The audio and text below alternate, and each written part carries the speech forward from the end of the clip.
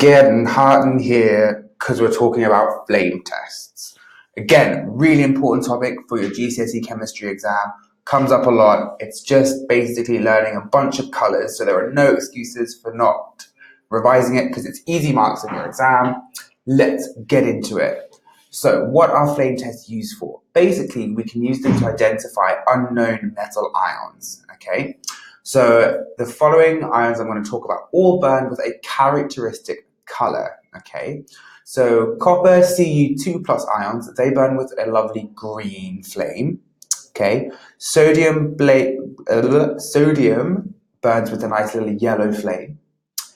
Calcium, Ca2 plus ions, they burn with an orange-red flame. Potassium, that's my favorite, it burns with a cute little lilac flame, okay? And then lithium, that burns with a crimson flame, which sounds very dramatic, but it looks pretty cool. So what are the ions you need to know? Make sure you know sodium, potassium, lithium, copper 2 plus, and calcium. Those are the ions you need to know, okay? So let's go over sodium, Na plus. What color was that? That's a yellow flame. Calcium, Ca2 plus. That's an orange-red flame. And copper, Cu2 plus. That's a nice little green flame. So it looks like an evil Disney villain, like green, scary flame. Okay, so as well as knowing the colors, you need to know how to set this experiment up and put it together, okay? So it's not too complicated, probably something you've done before in class, but let's go through it here.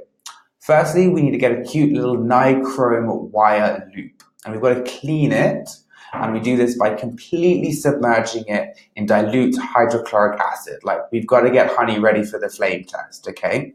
So once our nichrome wire is nice and clean, we dip the wire loop into the sample to be tested. And we don't know what that sample is. That's why we're doing this whole flame testing in the first place. If there was a cute little label on the jar, we wouldn't need to do this. Somebody forgot. So we get that nichrome wire loop, we dip it in the test substance. We then put the wire loop into the blue flame of the Bunsen burner. We need it to be blue, so we want some complete combustion up in here. Okay, so once we put the nichrome loop into the blue flame, we note down the color that we see. Okay, so that Bunsen burner flame needs to be blue. Right, let's just review that process again real quick to make sure it's completely clear. We sterilize the nichrome wire loop by submerging it in dilute hydrochloric acid. We then dip the wire loop into the sample to be tested. We hold the wire loop in the blue flame of the Bunsen burner, and then we record the color of the Bunsen flame. Easy. Okay, let's review those colors from earlier. Copper 2 plus, do you remember what that is? Green. K plus, nice and lilac. Ca2 plus, orange red. Na plus, yellow. And Li plus, crimson. Okay, so Li plus, crimson, like a deep red. So what was the name of the apparatus that we used to transfer the sample to the Bunsen flame? That's a nichrome wire loop. Okay, now, little question to finish on. Why is it problematic for interpreting the results of a flame test if a sample is made up of multiple ions?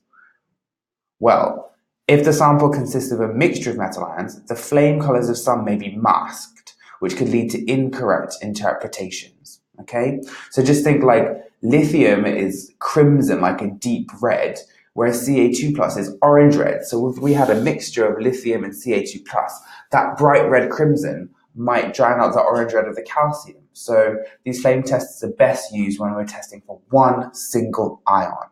Okay, so that completes our review of flame tests. Hope it was useful. Make sure you check out the next episode and review those colors. They're really easy marks in the exam, so you don't want to lose them. Make a cute little list, review them online, do what you gotta do. Okay, good luck with all your revision.